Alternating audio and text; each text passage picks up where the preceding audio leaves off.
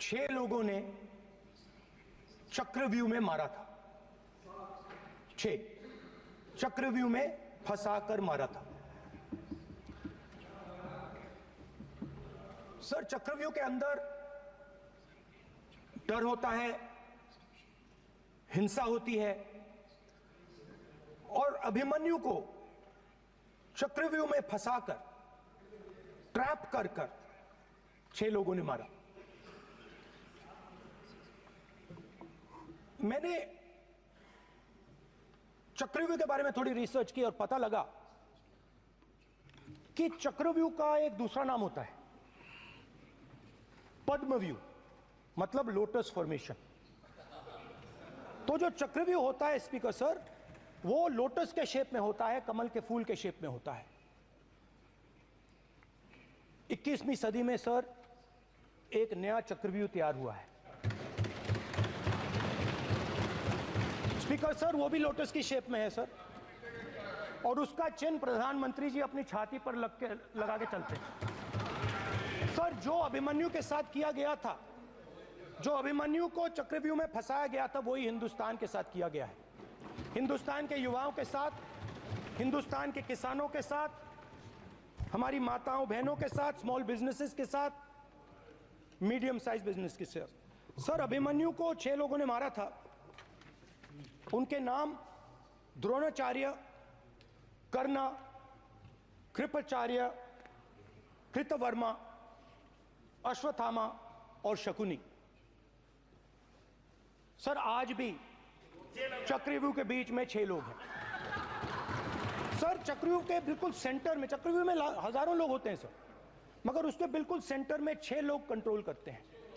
तो जैसे उस टाइम 6 लोग कंट्रोल करते थे, वैसे आज भी 6 लोग कंट्रोल कर रहे हैं चक्रव्यूह को। नरेंद्र मोदी जी, अमित शाह जी, मोहन भगवत जी, अजीत दोवल जी, अंबानी और अदानी जी कंट्रोल कर रहे हैं। प्लीज एक मिनट प्लीज। नहीं सर, बोलने दीजिए। हाँ, आप बैठिए। माननीय सदस्य, आप संवैधानिक पद पर हैं।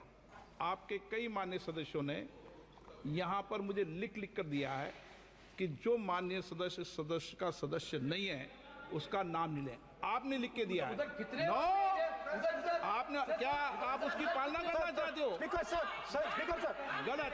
मैं माननीय स्पीकर सर, एक minute, hold on. Speaker sir, अगर आप चाहते हैं तो मैं एक मिनट मैं प्रतिपक्ष के नेता से ये तो अपेक्षा करूंगा सही कि वो सदन की नियम मर्यादा को बने, ये अपेक्षा करता हूं। आप चाहे नहीं करें, पर मैं अपेक्षा करता हूं।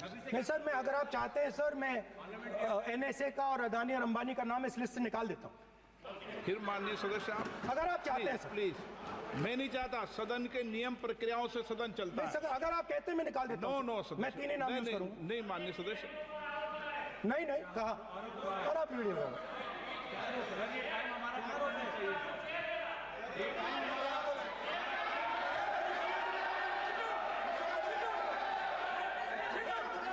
मत उठिए सब प्लीज, या आप समझाइए उनको। हाँ, आप Speaker sir, the Chakravyuh that has captured India has 3 forces behind it. First is the idea of monopoly capital, that 2 people should be allowed to own the entire Indian wealth. So one element of the Chakravyuh is coming from the concentration of financial power. The second element, sir, मैं budget को explain कर रहा हूं sir, मैं आ रहा हूं, वहीं आ रहा हूं sir. So one element is financial power. The second element is the institutions, the agencies, CBI, ED, Income Tax Department of this nation, and the third is the political executive. Speaker sir, these 3 together are at the heart of the Chakravyuh, and they have devastated this country. Speaker sir, my expectation was that this budget would weaken the power of this Chakravyuh, that this budget would help the farmers of this country, would help the youth of this country, would help the laborers, the small businesses of this country. But what I have seen is that this budget, the sole aim of this budget, iski jo niyat hai, it is to strengthen this framework, the framework of big business, monopoly business, the framework of a political monopoly that destroys the democratic structure, and finally the framework of what one can call the deep state or the agencies. And the result of this has been the first पहला काम इस चक्रव्यूह ने क्या किया, जो हिंदुस्तान को रोजगार देते हैं, स्मॉल एंड मीडियम बिजनेसेस हैं, जो करोड़ों युवाओं को रोजगार देते थे, उन पर इस चक्रव्यूह ने आक्रमण किया। कैसे किया? नोटबंदी, जीएसटी और टैक्स टेररिज्म। आप लोग आतंकवाद की बात करते हो, पूरे देश में अगर कोई भी व्यक्ति छोटा बिजनेस चलाता है तो रात को उसको फोन कॉल आता है इनकम टैक्स डिपार्टमेंट से, जीएसटी से, और टैक्स टेररिज्म का वो शिकार बनता है। इस टैक्स टेररिज्म को रोकने के लिए बजट में आपने कुछ नहीं किया है। तो टैक्स टेररिज्म के कारण और ये जो आपकी नीतियां हैं, जो आपने कोविड के समय बड़े बिजनेसेस की मदद की और जो स्मॉल एंड मीडियम बिजनेसेस थे उनको खत्म किया, उसके कारण आज हिंदुस्तान के युवाओं को रोजगार नहीं मिल सकता है। बिल्कुल एक युवा को रोजगार नहीं मिल सकता है। अब फाइनेंस मिनिस्टर बैठी हैं, अब युवाओं के लिए आपने क्या किया? बजट में आपने इंटर्नशिप प्रोग्राम की बात करी और ये शायद एक मजाक है, क्योंकि आपने कहा कि ये इंटर्नशिप प्रोग्राम सिर्फ हिंदुस्तान की 500 सबसे बड़ी कंपनियों में होगा और 99% जो हमारे युवा हैं उनको इस इंटर्नशिप प्रोग्राम से कुछ लेना देना नहीं, कोई फायदा नहीं होने वाला है। तो आपने पहले टांग तोड़ दी और उसके ऊपर आप बैंडेड लगाने की कोशिश कर रहे हैं। मेन मुद्दा आज युवाओं का एग्जाम पेपर लीक है। जहां भी हम जाते हैं, आपने बेरोजगारी का चक्रव्यूह बना दिया इनके लिए, और जहां भी हम जाते हैं वो कहते हैं देखिए बेरोजगारी है मगर पेपर लीक भी होता है। तो आपने एक साइड पेपर लीक चक्रव्यूह, दूसरी साइड बेरोजगारी चक्रव्यूह। पेपर लीक मैं आपको बताता हूं 10 साल में 70 बार हुआ है। अगर आप जानना चाहते हैं, 10 साल में 70 बार हुआ है। तो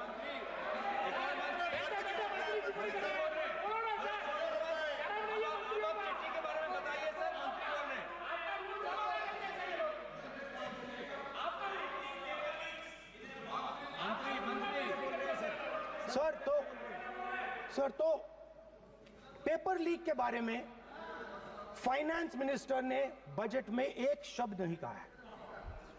युवाओं के लिए पेपर लीक सबसे जरूरी मुद्दा है, उन्होंने एक शब्द नहीं कहा है पेपर लीक के बारे में। एक बार उन्होंने पेपर लीक नहीं कहा और उल्टा जो एजुकेशन बजट में पैसा देना चाहिए था वो आपने 20 साल में सबसे कम पैसा दिया है। 2.5% of budget is gone to education. Sir दूसरी तरफ आपने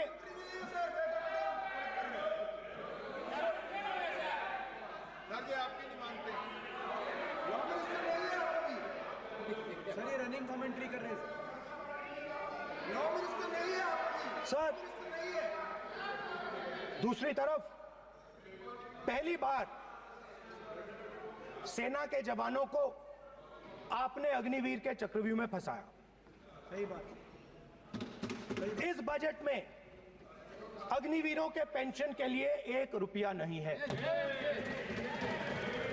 आप अपने आप को देशभक्त कहते हो, मगर जब अग्निवीरों की मदद करने की बात आती है, जवानों को पैसा देने की बात आती है, तो बजट में आपको 1 रुपया नहीं दिखाई देता। उनकी पेंशन के लिए 1 रुपया आपने नहीं दिया। तो उनको आपने अग्निवीर के चक्रव्यूह में फंसाया।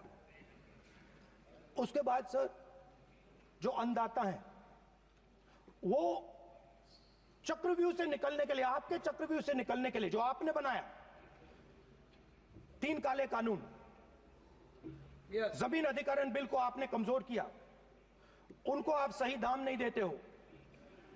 इस चक्रव्यूह से निकलने के लिए उन्होंने आपसे सिर्फ एक चीज मांगी है, 2 चीजें नहीं मांगी है, सिर्फ एक चीज मांगी है। उन्होंने कहा है कि हमें लीगल गारंटीड एमएसपी दे दो। आपने उनको बॉर्डर पे बंद कर दिया, रोक दिया, आज तक रोड बंद है। आप उनसे बात करने को तैयार नहीं है। वो यहां आए, मुझसे मिलने आए, आप उनको अंदर नहीं आने दे रहे। माननीय सदस्य, आप सदन में असत्य नहीं कहे। आप वो सर, आप असत्य- देखिए, 1 मिनट, हाँ चलिए,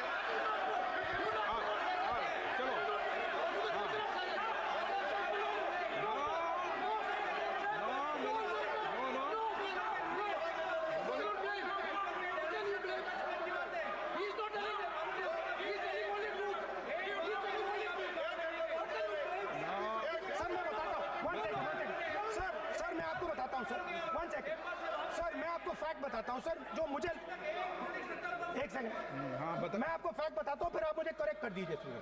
स्पीकर सर, फार्मर्स का डेलीगेशन, नहीं सर, मैं आपको फैक्ट बताता हूं।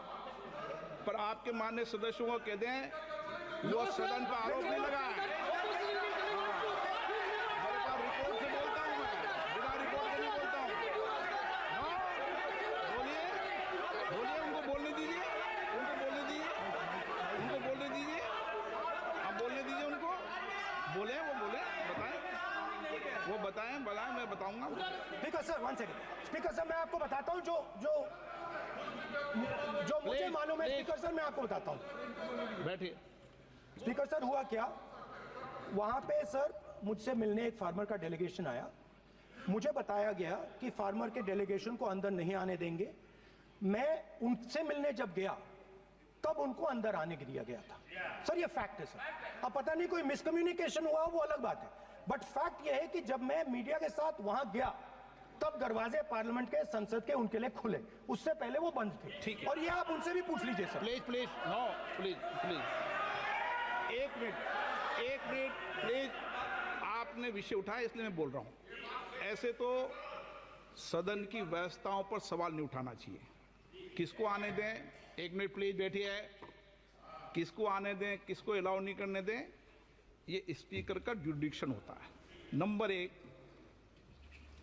जब ये सूचना आई, आप मिले, उनसे अंदर मिले, लेकिन उसमें एक सदन की मर्यादा का उल्लंघन हुआ कि कभी सदन में माननीय सदस्य के अलावा दूसरा कोई व्यक्ति बाइट नहीं दे सकता। हाँ, और आपकी मौजूदगी में बाइट दी, ये क्लियर करना चाहता हूँ। सर, ये टेक्निकलिटी है सर, ये मुझे मालूम नहीं थी। कोई बात नहीं। बट सर, प्लीज, नो, माननीय यहाँ पे हीरोइंस आके बाइट दे रही है सर। आप मत बोलिए, आपके नेता बोल रहे हैं। तो स्पीकर सर, जब महिला आरक्षण आया था तो ये आपको बेटे बेटे स्पीकर कमेंट्री सर, हम करने का चाहते अधिकार थे- नहीं है। माननीय प्रतिपक्ष के नेता, आपके बेटे बेटे सदस्य कमेंट्री कर रहे हैं, फिर वो कहते हैं कि लोग क्यों कमेंट्री कर स्पीकर रहे सर, हैं। हम चाहते थे, हमारा एक्सपेक्टेशन था कि जो अन्नदाता है, जो सरकार से सिर्फ एक चीज मांग रहा है, लीगल गारंटीड एमएसपी, हमें लगता था कि ये कोई बड़ा काम नहीं है सर, ये इतना बड़ा काम नहीं है।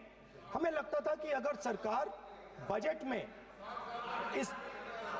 में इसका प्रोविजन कर देती, अगर बजट में इसका प्रोविजन कर देती, तो जो हमारे किसान हैं, जो चक्रव्यूह में, आपके चक्रव्यूह में फंसे हैं, वो निकल पाते। ये हमारी थिंकिंग थी, मगर आपने नहीं किया। तो मैं यहां इंडिया गठबंधन के तरफ से गारंटी देता हूं कि हम ये काम करके दिखा देंगे। जो आपने अपने बजट में नहीं किया, वो मैं हिंदुस्तान के सब किसानों से कहना चाहता हूं, गारंटीड लीगल एमएसपी हम इस सदन में पास करके आपको देंगे। स्पीकर सर, जो मिडिल क्लास है सर, वो प्रधानमंत्री को अच्छी बात बोल रहा हूं।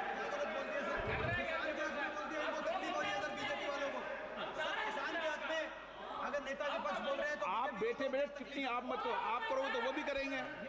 आप मत करो, मैं सब साइलेंट करो प्लीज। फिर टिप्पणी कर रहे हो आप, प्लीज माननीय सर मिडिल क्लास जो है वो शायद इस बजट से पहले प्रधानमंत्री को सपोर्ट करता था। जब प्रधानमंत्री ने कोविड के समय उनसे थाली बजवाई थी तो उन्होंने दबाकर थाली बजाई, धड़ धड़ धड़ धड़ धड़ थाली बजा बजाई। हमें अजीब लगा, मगर प्रधानमंत्री ने मिडिल क्लास को ऑर्डर दिया तो मिडिल क्लास ने थाली बजाई। उसके बाद प्रधानमंत्री ने उसी मिडिल क्लास से कहा मोबाइल फोन की लाइट जलाओ, और मोबाइल फोन की लाइट जली। मिडिल क्लास ने, पूरे हिंदुस्तान में मिडिल क्लास ने मोबाइल फोन की लाइट जला दी। अब इस बजट में आपने उसी मिडिल क्लास के एक छुरा पीठ में मारा, दूसरा छुरा छाती में,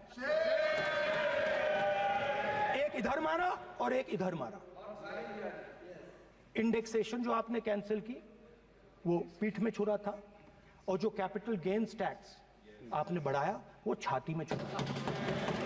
आपने long term capital gains tax को 10% से 12.5% किया, यहां छाती मारी, यहां छुरी मारी, और शॉर्ट टर्म को 15 से 20% छुरी मारी। दुख की बात है, मगर इसमें एक इंडिया गठबंधन के लिए एक हिडन बेनिफिट है। मिडिल क्लास अब आपको छोड़ने जा रही है और इस साइड आ रही है। तो मेरा कहना है, जहां भी आपको मौका मिलता है आप चक्रव्यूह बना देते हो। एक चांस मिलता है आप चक्रव्यूह बना देते हो, हम चक्रव्यूह तोड़ने का काम करते हैं।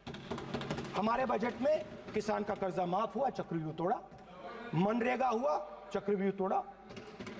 तो हम चक्रव्यूह तोड़ने का काम करते हैं, आप चक्रव्यूह बनाने का काम करते हो। आप चाहते हो कि हिंदुस्तान छोटे छोटे खांचों में रहे, और हिंदुस्तान के गरीब लोग सपना ना देख पाए। सिर्फ अदानी और अंबानी। अरे क्या सर मैं कैसे बोलूं सर? माननीय सदस्य, एक मिनट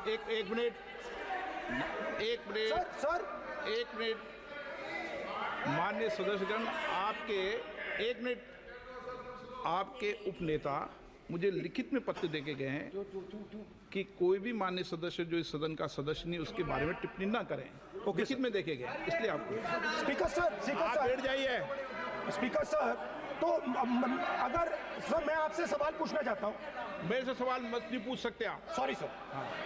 सर तो सर मैं फिर मैं सर 3 और 4 कह देता हूं उनको। 3 और 4 ठीक है सर? अब नाम नहीं ले सकता तो कुछ तो कहना पड़ेगा सर। 3 और 4 कह देता हूं, कोई और नंबर आपके देना। माननीय सदस्य को बता दें क्यों लिख के चिट्ठी गए मुझे। सर, हरियाणा के पूर्व मुख्यमंत्री पर जब ऐसे प्रकार के आक्रमण करते हैं, हरियाणा के पूर्व मुख्यमंत्री के संदर्भ पर हमको आपने चिट्ठी भेजी। एक पूर्व मुख्यमंत्री को आप 2 उद्योगपति से जोड़ना चाहते हैं, एक किसान नेता जो हरियाणा के, आज उन पर जब आपको अलाउ किया है क्या? उद्योगपति के साथ जोड़ना चाहते हैं, ये है सदन की मर्यादा। हरियाणा के आप ये चिट्ठी मुझे लिख के गए हैं, उसकी मर्यादा का ये आपको बोलने नहीं दे रहे, आपसे मेरी ये अपेक्षा है आपसे। आप सदन, एक मिनट प्लीज, आप सदन के आप प्रतिपक्ष के नेता हैं।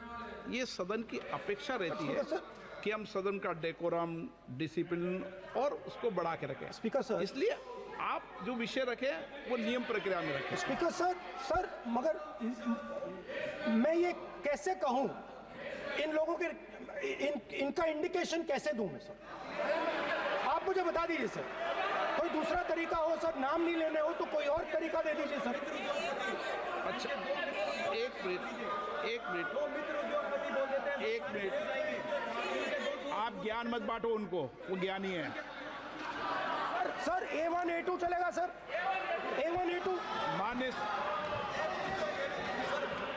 माननीय प्रतिपक्ष के नेता, मैं आपसे फिर अपेक्षा कर रहा हूं कि आप कम से कम नियम प्रक्रियाओं की पालना करेंगे। सदन में आप अब प्रतिपक्ष के नेता हैं, ये अपेक्षा। Sir, whenever PM is speaking, Home Minister speaking, you are not telling this. You are only advising LOP, sir. How can it be? How can it be, sir? How can it be? आप पूर्ण होना चाहिए, sir. आप पूर्ण होना चाहिए. आप पूर्ण होना चाहिए, sir. तोड़ो उसके आगे पीछे वाला। स्पीकर सर, मैं तो सबसे ये अपेक्षा, आप बैठ जाइए। आप किसने कहा? प्लीज बैठिए। पॉइंट ऑफ ऑर्डर जानते हो? पॉइंट ऑफ ऑर्डर क्या होता है? प्लीज बैठो। तुम्हारे नेता बोल रहे हैं point of order, please. Speaker sir, 1 minute please, बैठिए।